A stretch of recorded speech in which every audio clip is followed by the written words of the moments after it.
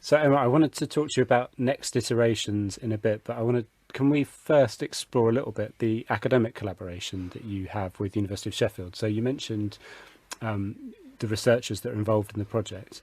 Um, let's start with who they are and what their specialist areas are, and then I guess what the nature of the partnership was on this project. So our core partner is Becky Parry, and I've known Becky for a long time through working in children's media. So, and we're both based in Sheffield. So she is a lecturer or a researcher in digital literacies. So being able to work with her on this project has been super awesome, and we've had such wonderful conversations. Becky's been really good at formatting questions and talking to the children and the families about their experiences and then representing that to us in a way that we can understand. So she has interpreted what the children have been saying and helping us to understand much better what we're trying to achieve. Is it fair to say that there hasn't been a great deal of research into VR and younger audiences to date? Yeah, absolutely. The one of the core documents that we referred to, Becky was a researcher on. So there isn't a huge amount that has been done. I suspect because there isn't a market for it at the moment, and because of the technical restrictions. So the headsets aren't designed for children. I think there is a natural barrier, sort of like age-wise, around Yeah. what's acceptable, and as a result there hasn't been a lot of research done. And also we're still a very relatively young-ish,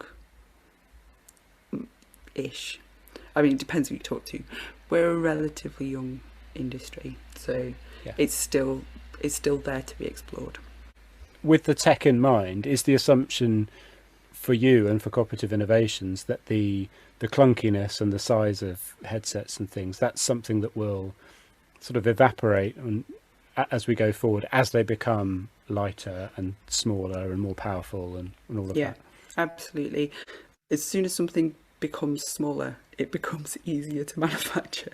We're still at that kind of, we're at a really interesting tipping point where it's very hard to get all the electronics that you need into a small device, but they're working on it because they Yeah. recognise that that's a barrier.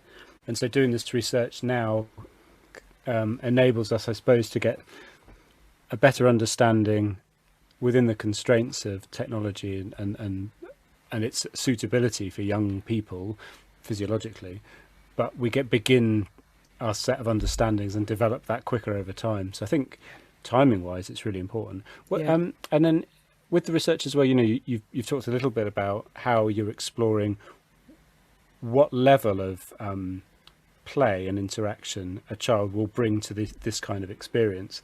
It struck me that one of your key assumptions, and I think you're right, is that children absorb stories readily into their own play and creativity, because they're just immersed in stories all the time. They read more books than us, they watch better telly than us, largely. Yeah. They have more time. They're constantly in a state of kind of moving between kind of imagined and real world, and actually probably not seeing much difference between the two things. So did that transpose into the virtual world? Are you beginning to see evidence that children are just like, yep, I get it, I'm here, I'm playing? I think it's still too early to tell, although what me and Becky realised the other day is the families have had the headsets for a year now. Just through the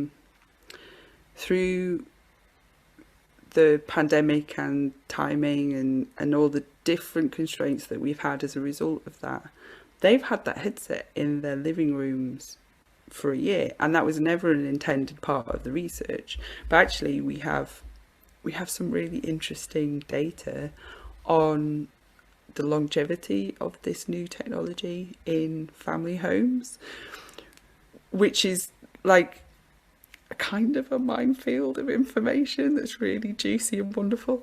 And a lot of the families, the headsets have to come back soon, and a lot of the families are dreading giving them back, which is really interesting because I think as a professional who's interested in the market, I want to see that there's an interest to buy the hardware, because the hardware, it doesn't work without the hardware, and that there's a longevity. So, you know, I'm going to go back and play on this. I'm going to continue to have a relationship with this thing. And I think we can see evidence of that, which is really exciting, because that gives us information that we can go to investors and to brand owners and say, look, 10 families had some headsets in their house for a year, and this is what we found out. And that's quite valuable, and I'm very excited. Hugely. And even in the last week, Emma, I've heard 2 other conversations which would corroborate that, which is that the assumption from a lot of quarters around VR, based on kind of real data, but that's probably 2-3 years old now, is that it was blokes who, for the listeners, probably look a lot like me, playing VR games, which will probably involve, you know, running around shooting a lot of things.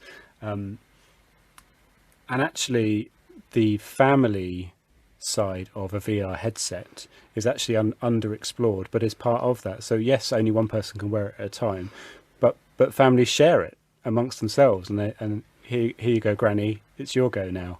Yeah. And I think that's marvellous, because that totally goes against these prevailing assumptions that they're only for a certain kind of part of the market. And that's really interesting. Yeah,